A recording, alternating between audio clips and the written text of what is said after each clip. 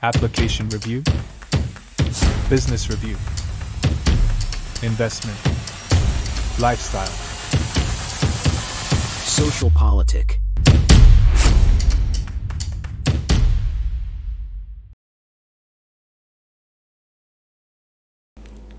Halo Bapak Ibu, saudara-saudari sekalian, lovers and haters. Salam cerdas Indonesiaku. Jumpa lagi kita pada kesempatan kali ini.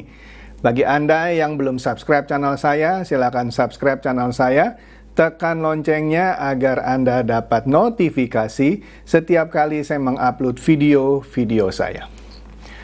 Oke, pada kesempatan kali ini saya akan membahas lebih detail lagi ya mengenai kenaikan PPN menjadi 12%, itu dosa siapa sih? Kok orang sekarang marah-marahnya sama Ibu Sri Mulyani, sama Prabowo, dan seterusnya gitu ya. Padahal bukan dosanya Sri Mulyani atau Prabowo.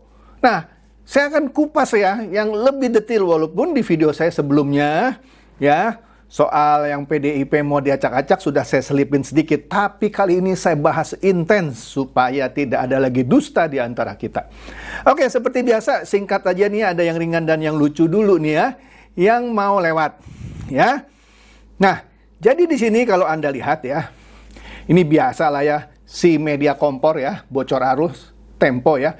Apa dia bilang? Jokowi marah dipecat oleh PDIP. Sekarang saya mau tanya, memang Jokowi itu ngomong ke Tempo, gua marah nih. Itu kan kesimpulan Tempo sendiri, ya kan?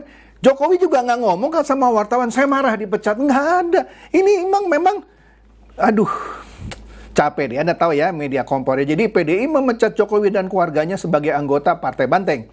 Internal PDIP menduga Jokowi berupaya mengintervensi kepengurusan partai itu. Jokowi marah karena dipecat. Nah, ini kan dia bilang apa nih? Internal PDIP menduga, tapi sama bocor alus dibilang Jokowi marah. Aduh, udahlah, jangan ditonton lah ya. Nonton channel saya aja. Nah, ini siapa itu? Effendi Simbolon ya. Dia memberikan pesan Natal kepada Ibu Mega. Dia bilang ya, janganlah terus menghakimi Pak Jokowi. Ya, maka Alex ini mencuit, Pak Jokowi itu dibenci karena nggak mau jadi boneka dan nggak mau diatur oleh Mak Banteng, katanya. Itulah yang sebenarnya ya. Nah, baru-baru ini kan terungkap ya di UIN ya, aduh, ada memproduksi uang palsu sudah 14 tahun, 1.000 triliun, gila. Nah, warung kecil aja nih menurut TKR 007, kalau kena uang palsu selembar aja ya 100.000, goyang modalnya ya. Nah, ini 1.000 triliun. Kira-kira siapa nih backingannya ya? Dosen pula ya. Mantap ini ya. Nah, ini juga nih ada cuitan yang mempertanyakan siapa sih ini yang ngebocorin sampai akhirnya ketangkap karena udah 14 tahun. Baru sekarang ketangkap ya. Dia cetak uang palsu nyaris 1.000 triliun. Wah, sepertinya dosen ini mau maju pilkada ya. Dia simpan di ruangan bekas toilet. Nah, di sini TKR 007 juga mencuit bahwa ada loh universitas yang selain hasilkan mahasewa, bukan mahasiswa nih ya, mahasewa karena sering disewa kali ya untuk demo gitu ya. Jago buat jadi pendemo yang rusak fasilitas umum ya, demi bayaran 50.000. Mereka, maksudnya si universitas ini, dosennya khususnya, bisa lahirkan dosen tadi ya, pembuat duit palsu. Sudah berkarir 14 tahun cetak duit palsu. Pantes Gibran nggak mau datang ke universitas karena tahu mahasewa. Aduh, udah 14 tahun. Nah, kemudian Intel Imut mencuit bahwa ada dua kubu, udah saya bahas ya sebelumnya ya. Kubu yang positif nih ya, yang kalem-kalem, yang nggak nyerang-nyerang Jokowi, itu ada Puan Maharani, Bambang Pacul, dan Pramono Anung yang baru ini menang jadi gubernur Jakarta ya. Kubu negatif ada Hasto, ada Deddy Sitorus, ada Adian Napitupulu gitulah ya. Tinggal lihat nasib PDIP kelak dipimpin siapa. Kan mau kongres nanti dia ya. Mungkin ini alasannya si emak nggak mau turun-turun karena khawatir mereka berkelahi. Iya. Nah, ini Suyoto mencuit bahwa saya kok semakin yakin apa yang pernah dikatakan Gus Dur itu benar.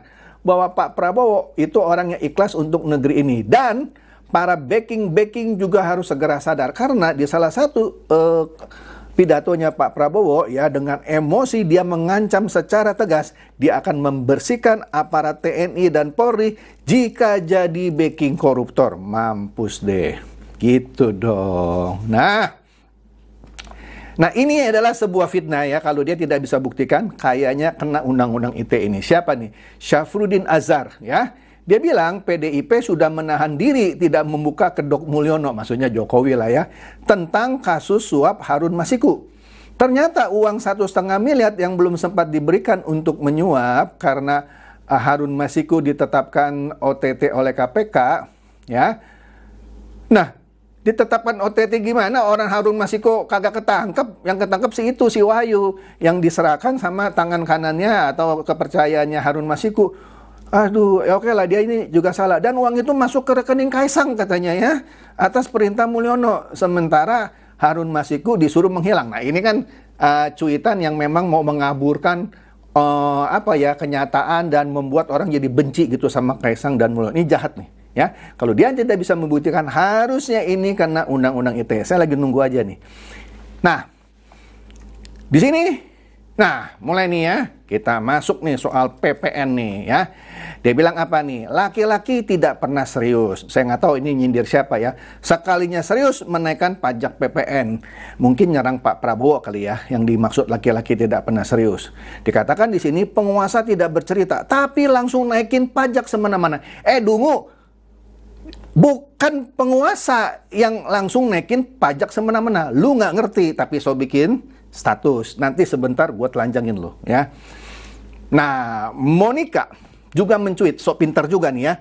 Prabowo sedang ditawur oleh ucapannya sendiri, ngatain orang dengan banyak omon-omon. Ternyata senjata makan Tuhan, maksudnya gitu ya. Ya omon-omon. Karena apa? Ini Jawa Pos juga nggak ngerti masalah nih. Padahal wartawan harusnya ngerti. Dia bilang apa?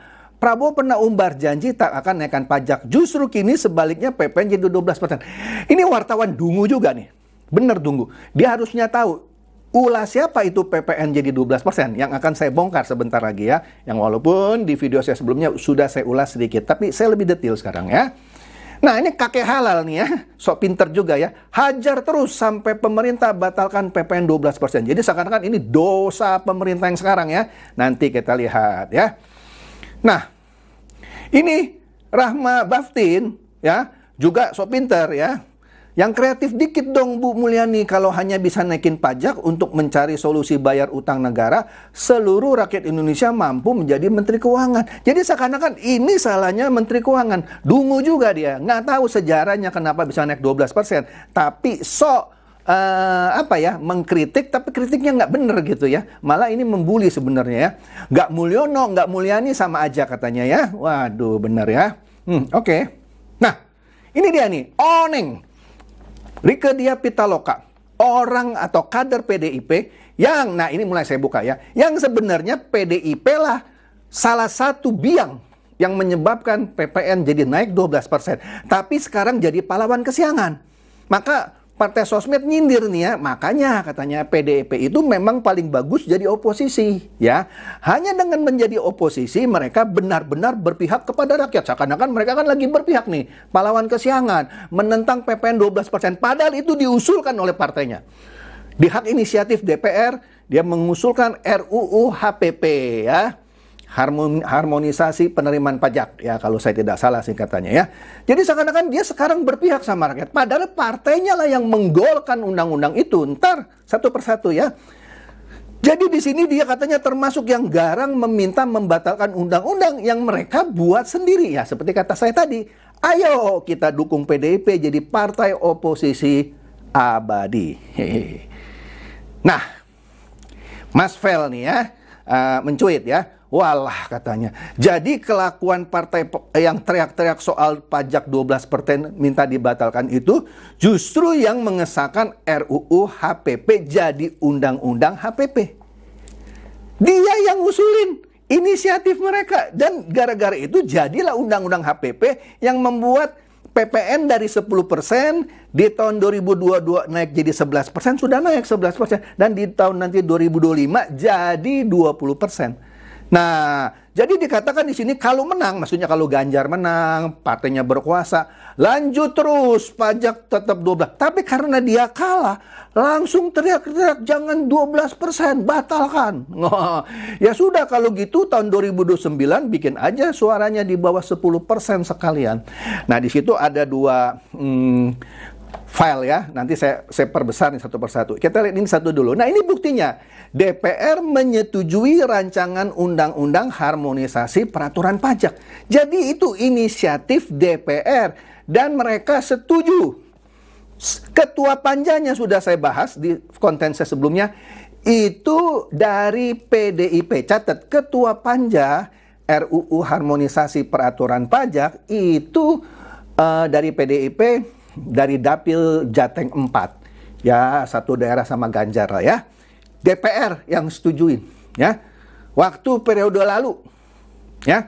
Nah, di sini kita lihat ya, Undang-Undang Nomor 7 tahun 2021 ya, sudah ditetapkan pasal 7 yaitu PPN jadi 11% mulai berlaku 1 April 2022. Ya. Kemudian sebesar 12% akan berlaku paling lambat 1 Januari 2025. Ini undang-undang yang bikin DPR dari tahun 2021. Bukannya Prabowo, bukannya Sri Mulyani, dodol, dungu pada ya. Kalau bikin komen gitu ya. Termasuk wartawan. Yang tahu begini, cuman dia ngompor-ngomporin juga. Ini kompor juga nih wartawan ya.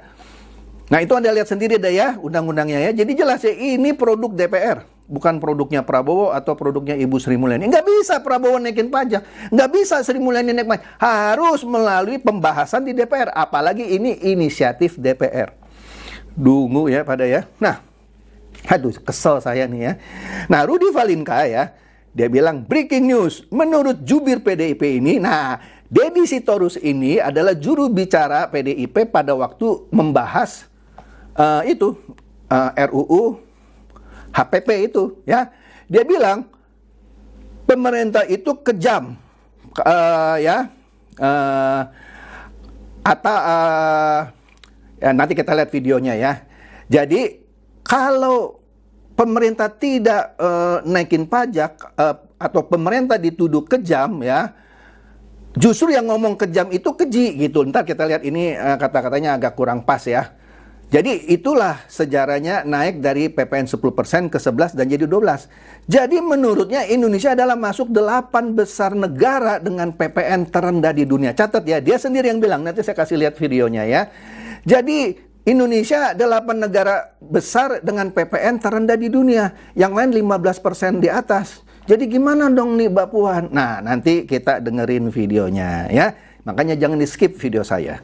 Ya, nah begitu juga Partai Sosmed, dia juga mencuit bahwa terkait kenaikan PPN jadi 12%, lihatlah kelakuan PDIP saat menjadi penguasa, ya, di tahun 2021 ya. Dan saat menjadi oposisi sekarang ini, bumi dan langit, dulu dia yang mengajukan supaya naik jadi 11, kemudian 12 ya. Mereka lah dulu yang paling getol menaikkan PPN saat berkuasa. Tapi mereka pula sekarang yang paling lantang seakan-akan jadi pahlawan buat rakyat, menolaknya saat jadi oposisi. Kalian percaya sama partai ini? Nah, sebentar saya kasih lihat videonya. Nah, udahlah. Kita lihat videonya, ada satu lagi video soal Ganjar juga yang sama. Padahal partainya yang buat itu. Tapi dia ngoceh terus ya. Nah, kita lihat dulu nih yang Deddy Sitorus ya. Assumption is mother of all errors. Asumsi adalah ibunda dari semua kesalahan. Jadi saya mau jujur saja bahwa pada sampai saat ini pun bahwa rancangan undang-undang ini belum dibahas oleh DPR. Jadi kalau mau menjawab pertanyaan tentu harus tahu dong. Saya tidak tahu. Ya. Tapi saya mau bilang begini, bahwa prinsip yang berlaku di semua negara, segala produk dan jasa itu dipajakin di seluruh negara. Ya. Nah, kita masih termasuk negara yang sangat rendah. Ya, kalau kita lihat data-datanya itu, kita masih di 10%. Rata-rata negara itu 127 negara itu sudah di angka 15% lebih. Jadi kalau bicara soal relaksasi ya atau kemudahan pajak, kita ini hebat ya. Lalu kita lihat belanja pemerintah untuk belanja sosial, kita di angka 16,6%. Saat negara-negara berkembang rata-rata sudah 30%. pajak adalah instrumen negara untuk melahirkan keadilan. Jadi tentu pernyataan bahwa pemerintah kejam, saya kira itu pernyataan seperti yang dilontarkan oleh Bang Mardhani, itu sangat kejam, bahkan keji kalau menurut saya. Ya, karena tidak mungkin ya bahwa kenaikan pajak itu dimaksudkan untuk membuat rakyat menderita. Itu dulu kita sepakati, ya. Dari mana sih pemerintah mampu membayar belanja pegawai, melakukan belanja publik, mayoritasnya dari pajak. PPN itu menduduki 42% dari struktur penerimaan pajak kita dan merupakan ruang yang paling besar yang potensinya ada. Dan di sana ada distorsi yang sangat besar tadi itu. Orang yang punya kemampuan lebih, ya sama-sama bebannya sama-sama tidak dibeban dengan orang yang miskin. Anda dengar aja ya. Anda ingat kan ini Deddy Sitorus yang sering ngoceh sekarang ya.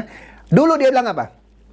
PPN kita itu masih rendah, waktu masih 10% ya. Lihatlah negara-negara lain sudah 15%. Ntar kita lihat video Ganjar yang bilang, kita itu paling mahal di Asia. Wah ini ya, waduh memang benar-benar ya. Terus dia bilang, yang bilang pemerintah itu kejam kalau naikkan pajak, justru itu orang keji katanya. Ya pemerintah kan perlu duit katanya ya. Jadi menaikkan pajak jangan dibilang pemerintah kejam. Yang ngomong Deddy Sitorus. Jadi dia dulu berapi-api untuk menaikkan pajak. Malah dia mengecam orang yang menuduh pemerintah, waktu itu kan dia berkuasa, bahwa pemerintah kejam naikin pajak. Justru yang ngomong itu, yang mengkritik itu yang kejam, bahkan keji katanya. Tadi Anda dengar ya? Oke. Nah, sekarang kita lihat si Capres gagal 16%, juga so wise nih, so bijaksana menanggapi soal PPN yang naik jadi 12%. Yuk kita tonton ini videonya. Teman-teman, hari ini kita berhadapan dengan sebuah kebijakan yang bisa membuat ngilu sendi kehidupan rakyat. Kenaikan pajak pertambahan nilai atau PPN menjadi 12%. Penerapan PPN 12% berlaku PPN yang sempat menjadi pajak pertambahan nilai atau PPN dari 11% masyarakat terkena dampaknya. Dengan angka ini, Indonesia menjadi negara yang tertinggi di ASEAN bersama Filipina. Jauh di atas Malaysia yang hanya 8%, Singapura 7%, dan Thailand 7%. Meski ketiga negara tersebut memiliki pendapatan per kapita yang lebih tinggi dibandingkan kita, itulah keadaannya. Tentu ada niat baik di dalam kebijakan ini. Namun, ia mungkin datang pada saat yang salah dan pukulan terberatnya akan diterima oleh mereka yang paling rapuh. Kebijakan menaikkan PPN bisa menjadi badai besar yang menumbangkan pohon kehidupan di sektor ini. Kita tahu bahwa pajak adalah sumber pendapatan utama negara. Semuanya tahu. Namun, dalam situasi ekonomi saat ini, kita memerlukan kebijakan perpajakan yang tepat, yang mampu meningkatkan penerimaan negara tanpa mengorbankan daya beli rakyat atau menghambat pertumbuhan ekonomi. Saya menyampaikan ini karena khawatir bahwa kenaikan PPN 12% yang dimaksudkan sebagai obat justru menyebabkan sejumlah komplikasi. Jika kita membiarkan ini terjadi, maka kita bukan saja kehilangan pekerjaan, tetapi juga kepercayaan. Kepercayaan rakyat kepada negara bahwa negara hadir melindungi mereka. Ini bukan soal menyalahkan siapa, tetapi hanya soal mengajukan pertanyaan yang layak diajukan. Apakah ini sebuah keadilan? Saya selalu yakin bangsa ini akan maju bukan dengan menambah beban, melainkan dengan melepaskan belenggu yang selama ini menahan rakyat.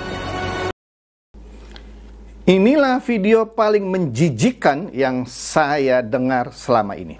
Ini dia sudah kalah, sekarang dia mencoba mendapatkan simpati rakyat, seakan-akan pemerintah sekarang mendadak gitu ya, naikin 12%. Partai lu, tadi kan Deddy Sitorus bilang kita yang rendah, negara lain sudah 15%. Sekarang dibalik, di ASEAN kita tinggi sama Filipina tadi ya, saya lupa ya, 12%. Lo ngomong apa sih? Ya, lo ngomong apa sih ya? Lo mau menggerus kepercayaan orang yang sudah bagus kepada Pak Prabowo supaya milih lu sudah kalah 16%. Jangan lagi mau mencari simpati rakyat nanti di 2029 kalau mau kampanye. Jangan lupa, ini dosa PDIP.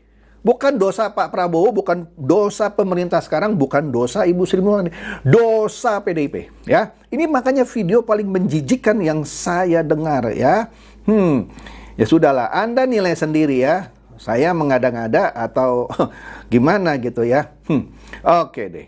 Nah, oleh karena itu kita lihat ya apa selanjutnya yang harus kita lakukan. Nah, di sini sebelumnya ada cuitan dari Makfur Bastaman ya. Dia menjawab satu cuitan Partai Sosmed. Kayaknya kaum 58% pada bahagia nih PPN naik, bukan begitu, Matt? Maksudnya Partai Sosmed. Seakan-akan para pendukung Prabowo senang gitu kalau PPN naik. Ya enggak lah. Saya juga nggak senang PPN naik. Ya kan itu dosanya PDIP. Yang sekarang mau dicoba ditanggungkan di pundaknya Pak Prabowo dan Ibu Sri Mulyani. Enggak suka. Goblok banget sih kalau komen ya. Nah, makanya Partai Sosmed jawab, tidak sih, dia bilangnya. Jauh sebelum kalian protes, betul Partai Sosmed dari 3 tahun lalu sudah protes, ya.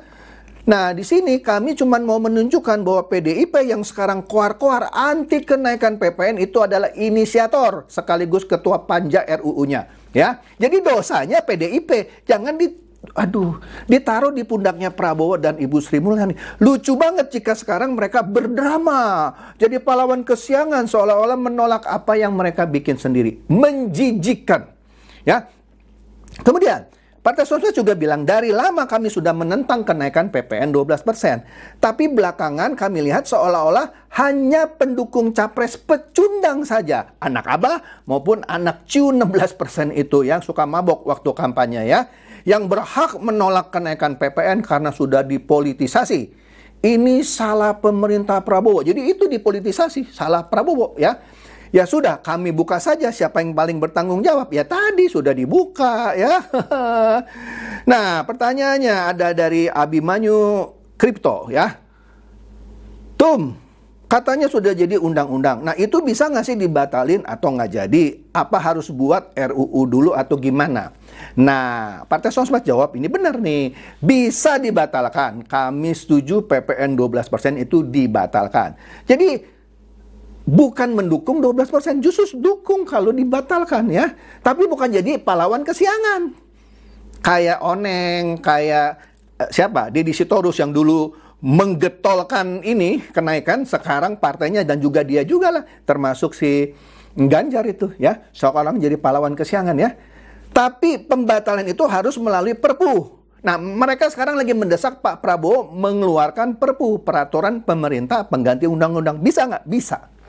Tetapi supaya presiden itu bisa menerbitkan Perpu itu, ada syarat-syaratnya juga yang harus dipenuhi. Itu juga harus lewat persetujuan DPR dulu. Jadi lucu ya, DPR yang bikin dosa disuruh Prabowo cuci piring. Tapi ketika Prabowo cuci piring harus disetujui oleh DPR. Dunia terbalik-balik. Jadi sekarang sengaja dia melempar. Kalau Pak Prabowo nggak keluarkan Perpu, Pak Prabowo itu nggak sensitif sama rakyat. Padahal mau bikin Perpu itu minta izin sama yang bikin dosa. Kocak nggak? Kocak, menggelikan banget ya.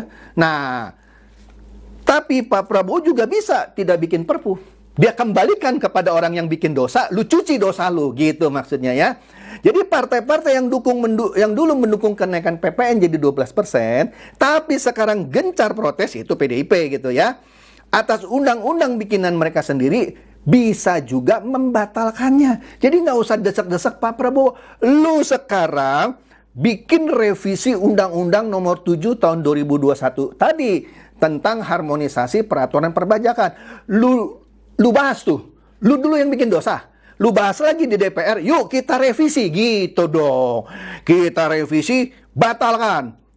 Kenaikannya nanti 5 tahun lagi di presiden baru misalnya. Boleh. Mereka yang revisi. Mereka bikin dosa, mereka ngaku dosa, tobat, revisi.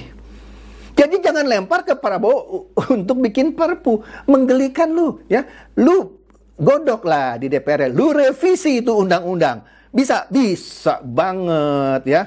Masalahnya mau nggak? Jangan lu yang udah pesta pora suruh Prabowo yang cuci piring.